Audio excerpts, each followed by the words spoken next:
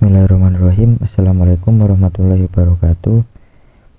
Perkenalkan, nama saya Muhammad Hasanuddin, NIM 1261022132744, kelas HKI 3G, mata kuliah Sejarah Peradilan Islam.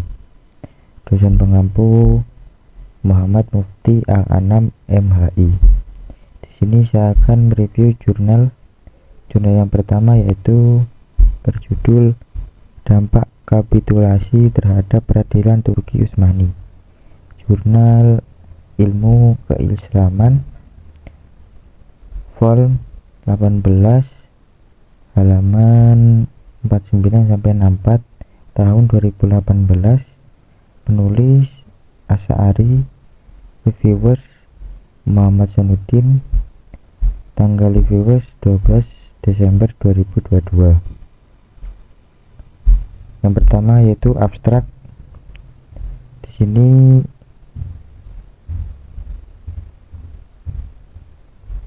Turki Utsmani berdiri di atas syariah Islam yang pada mulanya hanya sebuah kesultanan, kemudian kekuasaannya berkembang sampai ke pintu gerbang kota Wina atau Australia, wilayah utara Afrika, Arab, dan teritorinya sampai ke Aceh. Setelah berlindung di balik perjanjian kapitulasi yang mendapatkan hak istimewa dalam keringanan pajak atau kebal hukum perdata maupun pidana. Hal ini berujung pada sekularisme hukum Turki Utsmani yang memuat materi-materi hukum Eropa. Terjadinya tanzimat yang tidak terkontrol seharusnya hanya di bidang teknologi dan strategi militer dan ekonomi, akan tetapi setelah merambah kepada sistem peradilan dan materi hukum yang berakhir dengan hilangnya kedaulatan Turki Utsmani. Selanjutnya, metode penelitian ini tergolong kategori penelitian library research atau perpustakaan.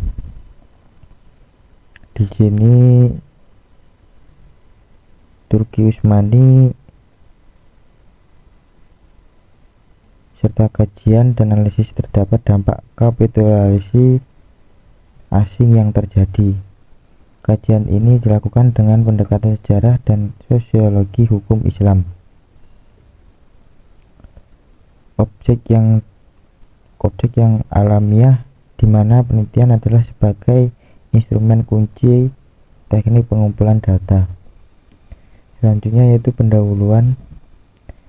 Kesultanan Turki berdiri di bawah pimpinan Utsman Bey pada abad ke-19, tepatnya pada era Tanzimat 1839 sampai 1876. Di samping piagam Olney dan Humayun, negara Turki Utsmani ini adalah sebuah negara multi etnis yang beberapa abad didominasi keseimbangan kekuatan militer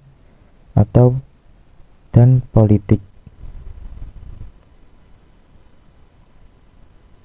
Berikutnya yaitu dampak kapitulasi terhadap peradilan Turki Utsmani.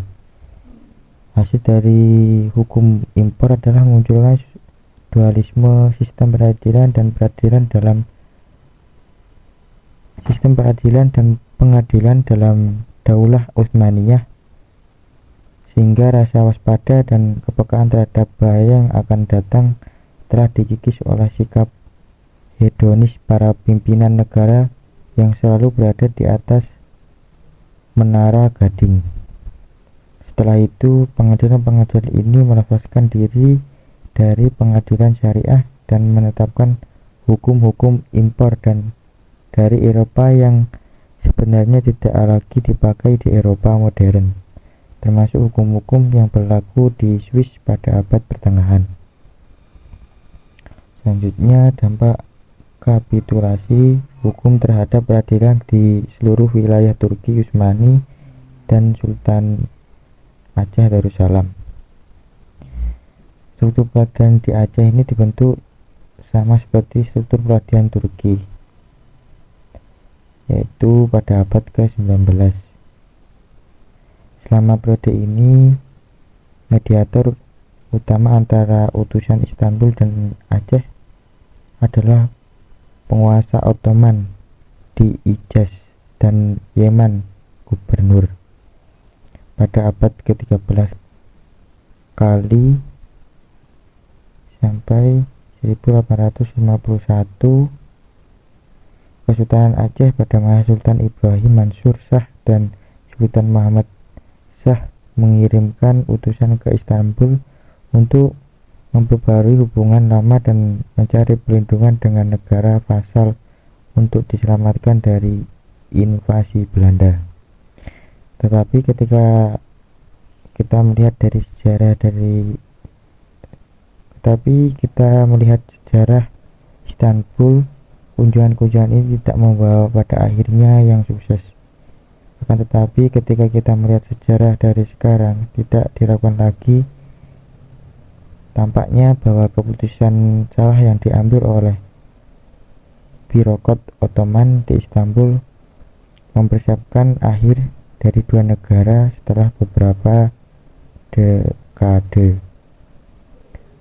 Selanjutnya yaitu kesimpulan, Turki Utsmani ini berdiri di atas syariah Islam pada abad ke-19 dengan kekuasaannya berkembang sampai ke pintu gerbang kota Wina, wilayah utara Afrika, Arab, dan teritorinya sampai ke Aceh Darussalam.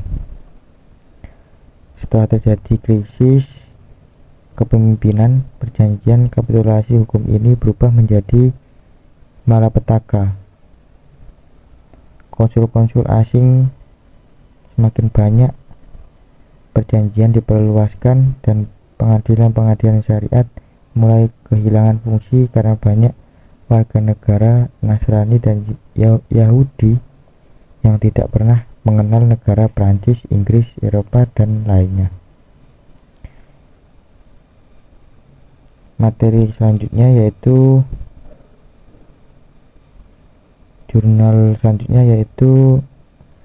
judulnya Sejarah Peradilan Islam di Nusantara Masa Kesultanan Islam Prakolonial. Jurnal Sejarah Peradilan Islam, penulis Ismanto Suparman, reviewers saya sendiri, tanggal reviewers 12 Desember 2022. Langsung saja, periodisasi peradilan Islam di Nusantara masa awal. Sejarah pembentukan peradilan agama di seluruh Indonesia pada masa penjajahan harus dikaji berdasarkan sejarah masuknya Islam ke Indonesia pada abad ke-13. Penyebaran agama Islam ke Indonesia melalui saudagar Arab dan Hujarat yang pada saat itu membuat kelompok masyarakat yang akhirnya berkembang menjadi kerajaan Islam.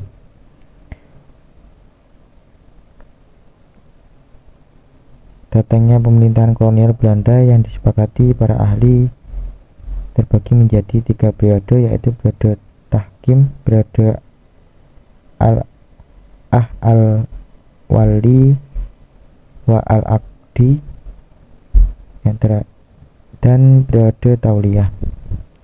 Hukum Islam pada masa ini merupakan sebuah fase penting dalam sejarah hukum Islam di Nusantara. Materi selanjutnya, peradilan Islam masa Kesultanan Islam. Bersamaan dengan perkembangan masyarakat Islam,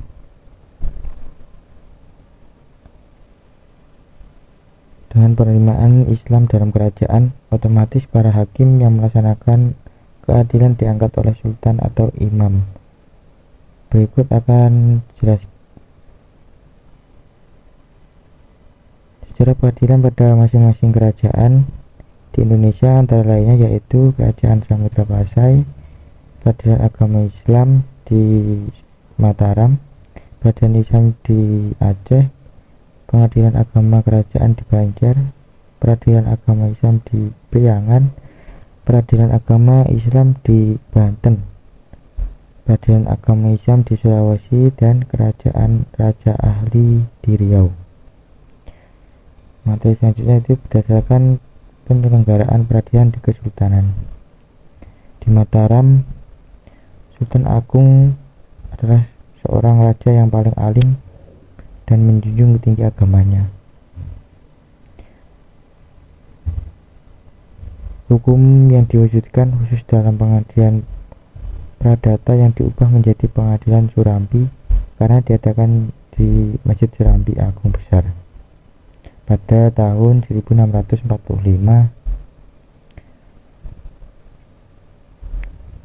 Sultan Agung wafat dan digantikan oleh Amangkurat. Materi selanjutnya kekuasaan pengadilan di Mataram, yaitu pengadilan Surambi yang dipimpin oleh penghulu dan dibantu dengan beberapa alim ulama.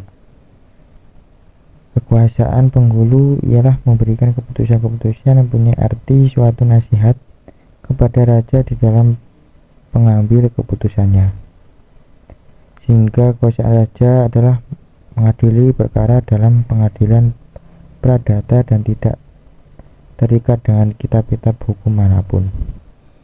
Materi selanjutnya itu kelebihan dan kesimpulan. Kelebihan dari jurnal ini yaitu memaparkan secara jelas dan lengkap latar belakang penggunaan kata bahasa baku dan jelas. Kekurangannya dalam jurnal ini sudah jelas, yaitu kekurangan dalam volume dan tahun.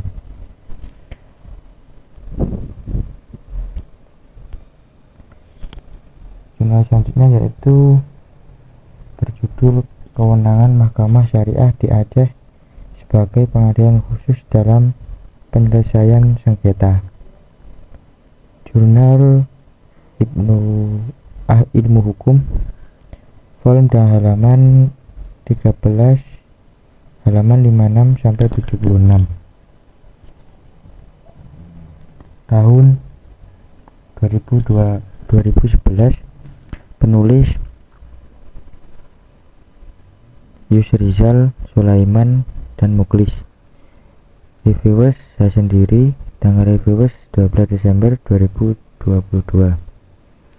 Langsung saja, materi yang pertama, fungsi dan kedudukan Mahkamah Syariah sebagai pengadilan khusus dalam menyelesaikan sengketa. Peradilan Syariah Islam di Provinsi Nanggro Aceh Darussalam yang putusannya ditentukan pada Mahkamah Syariah Kota atau Kabupaten untuk tingkat pertama dan Mahkamah Syariah Provinsi untuk tingkat banding. Pada tahun 2009 tentang kekuasaan kehakiman menyebutkan bahwa pengadilan khusus adalah pengadilan yang mempunyai kewenangan untuk memeriksa, mengadili, dan memutuskan perkara tertentu yang hanya dapat dibentuk dalam sebuah satu lingkungan badan peradilan yang berada di bawah Mahkamah Agung yang diatur dalam Undang-Undang Peradilan Khusus tersebut hanya dapat dibentuk dalam satu lingkungan peradilan yang berada di bawah Mahkamah Agung diatur dalam undang-undang. Lebih lanjutnya, pasal 27 ayat 1 menjelaskan bahwa yang dimaksud dengan peradilan khusus antara lain adalah mengadili anak, pengadilan niaga, pengadilan hak asasi manusia, pengadilan tindakan pidana korupsi, pengadilan hubungan industri, dan pengadilan perikanan yang berada di lingkungan peradilan umum, serta pengadilan pajak yang berada di lingkungan peradilan tata usaha negara. Materi selanjutnya itu kesimpulan. Di sini kesimpulannya, Mahkamah Syariah belum sepenuhnya melaksanakan fungsinya sebagai pengadilan khusus sebagaimana yang dimaksud dalam undang-undang. Mahkamah Syariah hanya melaksanakan fungsi dalam ruang lingkup kewenangan peradilan agama bidang perkawinan, waris, wasiat, hibah, wakaf, zakat, infak, sedekah, dan ekonomi syariah. Undang-Undang Nomor 4 Tahun 2004 tentang kekuasaan kehakiman menyebutkan bahwa Mahkamah Syariah merupakan pengadilan khusus dalam lingkungan peradilan agama. Sementara Undang-Undang Nomor 48 Tahun 2009 tidak lagi menjelaskan tentang Mahkamah Syariah, sehingga kedudukan dan kewenangan Mahkamah Syariah di Aceh menjadi tidak jelas. Wassalamualaikum warahmatullahi wabarakatuh.